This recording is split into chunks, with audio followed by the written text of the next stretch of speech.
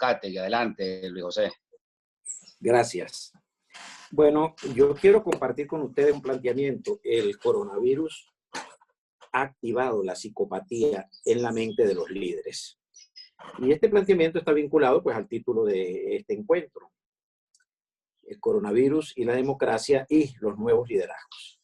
Algo nos dice que las cosas no han andado bien en los liderazgos, en muchos de los liderazgos actualmente, cuando se estamos planteando como enunciado nuevos liderazgos. Sí, efectivamente el fenómeno del coronavirus y todos los mecanismos preventivos y de resolución del cuadro para prevenir el cuadro de este virus ha afectado la mente de gente importantísima en la actualidad y en la historia de la humanidad, los líderes, sobre todo cuando tienen poder, claro está. ¿Y por qué? Porque el coronavirus y las medidas que se han generado determinan dos comportamientos sociales. Entonces, por un lado, comportamientos sociales, y por otro lado, el efecto que tienen esos comportamientos sociales en la mente de estos líderes con poder. Esos comportamientos sociales, uno es debido a la cuarentena. Hay una reducción de actividad social, de manifestación social, de participación social, de acción social.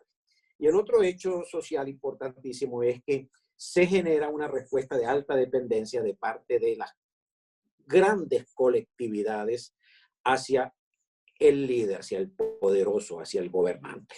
Independientemente de las medidas que se den por organismos internacionales, quien las operacionaliza son los individuos que tienen poder en cada región, en cada nación. Esto es muy importante, esto es muy útil que empecemos ya a entender esto y que saquemos una lección cierta de esta realidad. Porque, ¿qué pasa? Que estas dos dimensiones de acción social en la mente de los individuos con poder han activado sus dinámicas totalitarias, sus redes cerebrales totalitarias. Y para vincular esto a una terminología que va a tener que imponerse, porque no es difícil entenderla, a pesar que se tiene todavía muy registrada allí como algo que no es vinculante a nosotros los humanos, y resulta que todos tenemos ese funcionamiento en el cerebro, se han activado las redes psicopáticas. Cuando hablamos de psicopatía, les voy a mencionar 3 referencias. Es alarmante ver cómo algunos líderes o gobernantes con poder, en función de que la sociedad puede reaccionar menos y en función de que se hace más dependiente, obviamente, de ellos, se le ha hiperactivado el cinismo. Si eran mentirosos, son hipermentirosos al máximo. Se les ha hiperactivado la burla, que ellos siempre han tenido el pensamiento totalitario. Porque es que no hay ningún pensamiento totalitario que no tenga activación psicopática. Es imposible, es imposible.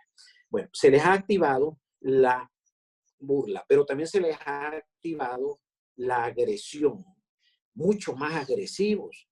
Y luego se les ha activado algo terrible, la mentira. Esta relación entre estas dinámicas sociales generadas por un fenómeno, y un fenómeno que está tomando todo el mundo, que como hecho también de investigación va a ser muy útil empezar a estudiarlo con cuidado. Ningún modelo sociológico, ni Durkheim, ni los viejos clásicos de la sociología, ningún modelo psicológico se podía dar el lujo de crear un campo de investigación como el que el coronavirus está permitiendo tener. Todo el mundo, millones de seres, bajo el efecto similar de estar reducidos de activación social y de estar dependiendo de los poderosos o gobernantes, han activado los núcleos o áreas psicopáticas de algunos gobernantes. Les dejo a ustedes, estimados participantes, la observación inteligente que sin duda todos ustedes tienen para identificar cuáles son los individuos que dentro de esta gama gigantesca de líderes con poder en este momento, estamos hablando de jefes de gobierno, de empresarios, etcétera, ustedes escojan cuáles consideran ustedes que se ajustan más a esta relación de efectos de estabilización social del coronavirus, como decimos, disminución de la actividad social y dependencia, y activación de las redes psicopáticas. Bueno, Segundo punto, esto no es nuevo. Esto no es nuevo. El sueño de todo totalitario con poder es que pueda tener a una sociedad dominada bajo estas características. Y si no, observen ustedes, en la historia de la humanidad, de cualquier manera, a través del engaño, de las estrategias de montar grandes confrontaciones bélicas, de montar grandes tragedias, el sueño de todo totalitario es poder mantener inactivo o activo, por ejemplo, a través de la pobreza, buscando comida, haciendo más desgraciada a la gente, haciéndola más miserable, a la sociedad. Porque es que sin esas herramientas, el totalitario nunca se puede sostener en el poder. Si no logra controlar a la sociedad a través de una interacción social de la cual él se beneficie y la dependencia, depender 100% de ellos. De modo que entonces, si ustedes ven lo que está pasando ahora con el coronavirus y estos dos formatos de resolución social y la activación de la mente de estos individuos y lo que pasa en la cotidianidad del humano, pueden entonces decir, señores, aquí lo que tenemos es una realidad que necesitamos aprender de esto. Y entonces cierro con lo siguiente. Es prudente hacer una reflexión. ¿Y cómo se estabiliza? ¿Cómo se resuelve esto? Porque esto va a seguir activo, ¿no? Es decir, esta dinámica de interacción entre fenómenos sociales y activación de redes psicopáticas en los poderosos. Dos cosas. En primer lugar, ya es obvio que sin instituciones se activa todo lo que los humanos tenemos. Ojo, todos, yo y todos, cuando llegamos a cualquier cuota de poder tenemos ese riesgo. Es otra de las cosas que hay que empezar a ser sencillo, humilde y moderno. No hay nada más claro que decir, oye, hay cosas que yo no sabía y esto resulta que nos pasa a todos. Y si no, cualquiera de nosotros registre la experiencia cuando ha tenido un poquito de poder, en lo que sea. Así sea presidente de un condominio. ¿Cómo se nos mueven las redes? Bueno, entonces, ya en grande, sin instituciones, nosotros vamos a seguir en esta desgracia. Los totalitarios tratando de limitar la interacción social o distorsionándola, enfermándola, poniendo miles de seres a pelearse unos contra otros o a buscar comida o a buscar subsistencia y a depender de ellos. Esa es la realidad. Solo dinámicas sociales son lo que pueden estabilizar esto. Estabilizar, disminuir los riesgos. ¿Y son cuáles? El juego institucional. Sin eso es imposible. Sin eso es imposible porque una de las cosas que empieza a tener gran importancia en la modernidad es que lo que realmente resuelve los grandes problemas de la humanidad son grupos. Los que realmente crean las grandes tragedias de la humanidad son grupos. Esto también es un comportamiento sociológico histórico, sin duda. Y el otro elemento es, lo mencionaba, me antecedí y lo mencioné, la humildad de reconocer que así funcionamos los humanos, que ya basta de estar en ese jueguito de creer que con ir a negociar y a convencer al otro de que deje el poder y que deje de ser psicopático, fíjense qué interesante esto, que dejen de ser psicopáticos, va a poder resolverse una desgracia gigantesca como las que producen las mentes totalitarias. Es que ya esas mentes no están en control de ellos, están en control de la dimensión externa. Dominan a través de la fuerza, de la mentira, del cinismo y de la corrupción. Entonces ya no pueden, ya no tienen capacidad de interaccionar. Y uno de los grandes peligros que tenemos es creer que porque yo pienso de una manera, el otro va a pensar también así. Creer que esas personas en algún momento van a sensibilizarse de ver tanta desgracia, tanta muerte, tanta pobreza existencial, de ver la humanidad pisoteada por sus actos. Eso es imposible. Eso es imposible. Esas mentes solo son controladas, ojo, controladas con las normas, con las leyes, con la justicia. No hay posibilidades de negociación. No hay posibilidades de llegar a intercambios en el cual se pueda realmente generar resultados adecuados al sentido común y a la inteligencia universal. El fenómeno de Suárez en España, que se especula mucho eso es un fenómeno. Ese es un fenómeno. Y inclusive hay trabajos muy interesantes sobre Suárez, que fue el que participó con Felipe González en las negociaciones, pero no todos los, ¿dónde tenemos los Suárez en nuestras sociedades? No las hay.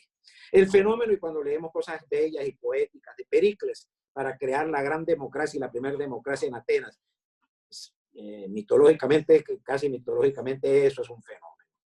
Seres con una sapiencia, con una sabiduría y con una humildad tremenda para poder pasar del error psicopático al acierto menos psicopático, menos psicopático. Bueno, con esto lo que quiero es invitarlos a que también este es un enfoque en el cual no perdamos la oportunidad de esta experiencia que es única en el mundo. Si nos hubiéramos puesto de acuerdo a hacer una investigación psicosociológica acerca del poder y la mente de los individuos que están en el poder, no hubiésemos logrado si no fuese vinculada a esta circunstancia de la aparición del COVID-19.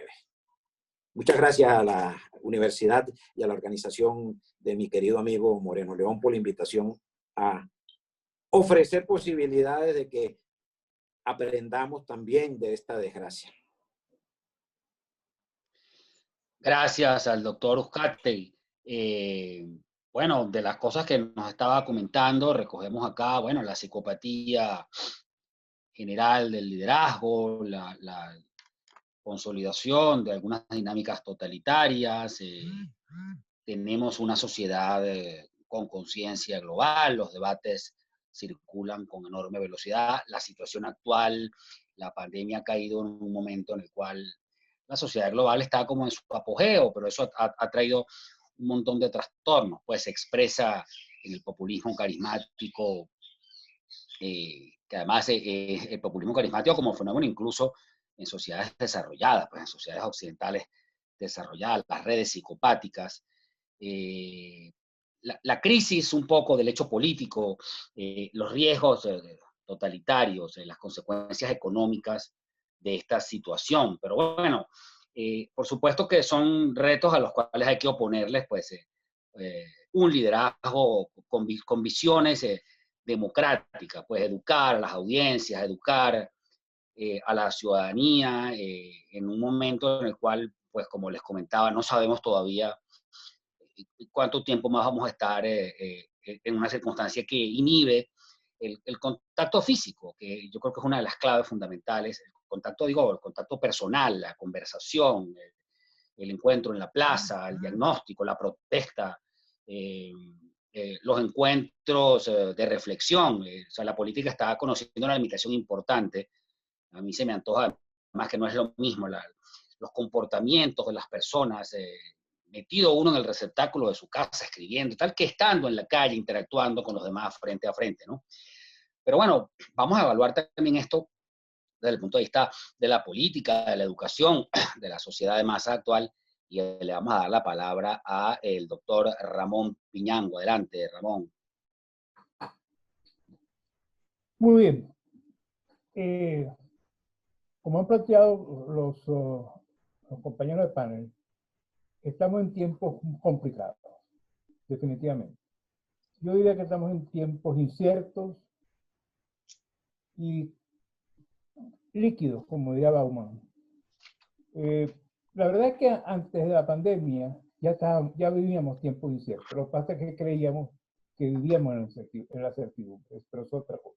Pero definitivamente esos tiempos inciertos que venían desde hace años se han vuelto todavía mucho más inciertos, por decirlo así, con la pandemia. Estamos entonces en un entorno hoy que es cada vez más incierto, cada vez más complicado, cada vez más difícil, y al mismo tiempo no quiero lucir de ninguna manera sarcástico ni cínico, y cada vez más fascinantes y retadores. Fascinantes porque retan la manera como hemos venido viendo las cosas, lo cual es muy importante. Ahora bien, este ambiente, hecho muy, muy difícil por la pandemia, presenta retos muy particulares al liderazgo. Y el reto del liderazgo es cómo ayudar a enfrentar la incertidumbre en tiempos complicados como estos, tiempos que atentan no solamente contra la vida, por la enfermedad, por la pandemia, por el COVID-19, sino también porque atenta contra las instituciones y con una serie de elementos contra la estabilidad social en general. Y este reto es muy diferente al que enfrentábamos en el pasado. Así que los líderes también tienen que aprender en estos tiempos distintos a lo del pasado. La gente necesita certidumbre. Está hambrienta de certidumbre, busca certidumbre. Y el líder no puede ofrecer esa certidumbre fácilmente. Lo que puede ofrecer es maneras de enfrentar la certidumbre. Yo insisto en que uno de los peligros que tenemos es creer o inventar una certidumbre que no existe, lo cual es muy peligroso. Entonces, uno de los tantos, para ser más específico, uno de los tantos retos que enfrenta el liderazgo es hacer que la gente no evada preguntas difíciles. Difíciles porque pueden ser traumáticas. Y trate más bien de buscar respuestas en el cómo hacer las cosas. Cuando hay certidumbre no es tanto lo que es, lo que necesito saber qué es lo que va a pasar, sino cómo me voy a adaptar, cómo voy a responder a lo que voy a enfrentar, cómo trabajar, cómo hacer las cosas, cómo reflexionar incluso para lidiar con la incertidumbre. Pongo un ejemplo. En muchos de otros países, y lo que estoy diciendo se aplica mucho a los países de América, incluyendo los Estados Unidos, pero pensando por supuesto a partir del caso que digo directamente, que es el caso de Venezuela, todas nuestras organizaciones públicas o privadas hacen un presupuesto anual. Pero todos cada vez más hemos aprendido que ese presupuesto anual va a tener que ser ajustado trimestral y hasta mensualmente. Entonces, ¿cómo hacer? Entonces, el valor de un presupuesto anual es muy diferente al que tenía antes. Entonces, ¿cómo liderar una organización de esa manera? Esa es la pregunta que tiene que ayudar a responder el liderazgo. Y les repito, el libro que puede hacer es dar orientación en cómo hacer las cosas, pero no tanto en el qué va a hacer. Sería un gran peligro decir que fulano tal sabe lo que va a pasar. Nadie sabe lo que va a pasar. El que lo diga es simplemente un embustero o simplemente un estafador político, por decirlo así. Y el reto aquí fundamental del liderazgo es tener credibilidad. Si no tiene credibilidad, no puede liderar. Y como se ha dicho, creo que fue José Ignacio también lo sé, uno de los problemas que lidiamos los ciudadanos es con el hecho de que tenemos líderes que son mentirosos. Simplemente mentirosos, mienten en cifras, mienten en aseveraciones, mienten en la misma revisión del pasado. Entonces, lo cual hace que se mine la credibilidad, y se mine la credibilidad de muchísimos, aunque no sean mentirosos todos. Entonces, ¿cómo crear credibilidad en estos tiempos? Es una pregunta fundamental. Y crear credibilidad para mí, no hay otra manera que hacerlo sino ser coherente entre la acción y la palabra. Hay una expresión en inglés que siempre cito, pero me gusta mucho, que es walk your talk. Camina tus palabras. Que tu acción, que tu andar coincida con lo que tú dices. Mira, no importa cuán modesta sea la condición de una persona. Cuando uno enfrenta a una persona en la vida cotidiana, que es coherente entre lo que dice, entre lo que hace y lo que dice, esa persona lo impacta a uno. No estoy diciendo, fíjese bien, no estoy diciendo que eso necesariamente sea virtuoso. Pongo ejemplo. La coherencia es una virtud importante para ser líder, pero es una virtud relativa. Porque los grandes líderes, porque el liderazgo no siempre es virtuoso. El líder, Adolfo Hitler, fue un gran líder, desde muchos puntos de vista. Y era muy creíble porque lo que decía lo hacía. Pero ¿cuánto no hubiera agradecido al mundo que Hitler no hubiese sido tan coherente? Nos hubiéramos ahorrado muchísimas muertes, muchísimo dolor, muchísimo drama o tragedia en el mundo. Pero sin embargo, sin coherencia entre la acción y la palabra, no puede haber liderazgo. Y eso lo estamos sufriendo mucho en todo nuestro país. Y no puede haber credibilidad si no hay buena comunicación. Y la comunicación es clave para que haya credibilidad. Y no estoy hablando nada más de lo político, porque algo que tenemos que tener muy claro, que en esta situación tan difícil que estamos viviendo en todos nuestros países, es fundamental la acción de la sociedad civil. Así como decía Clausewitz, que, o creo que era él, no estoy seguro, sí, creo que era Clausewitz, que la política, que lo militar era algo muy importante para dejarlo en manos de los políticos, para dejarlo en manos de los militares, algo así decía, si no me equivoco. Uno puede decir que el liderazgo y el drama de las sociedades como las nuestras es muy importante para dejarlo nada más en manos de los políticos. Y entonces la hora de actuar y de la sociedad civil. Y algo muy importante en el liderazgo es que la gente cuando ve el liderazgo se fija nada más en los líderes, pero la calidad del liderazgo depende en buena parte de la calidad de los seguidores, de la capacidad de la gente para exigirle al líder. Exigirle otra cosa, coherencia, hacerle preguntas, retarlo. Y bueno, que eso abunda, ese reto es muy frecuente y muy duro. En estos tiempos uno sí es así, pero bueno, esta es la época que nos tocó vivir. Si tú, señor, que aspiras a liderar o quieres liderar, no reconoces eso, estamos mal, estás mal. Necesitamos líderes capaces de dialogar con la gente, capaces de tener empatía con la gente, lo cual no significa estar de acuerdo ni significa de ninguna manera ser populista o un líder consentidor de cualquier cosa para mantenerse en el poder. Pero ese es el reto. No quiero extenderme más y lo dejo aquí.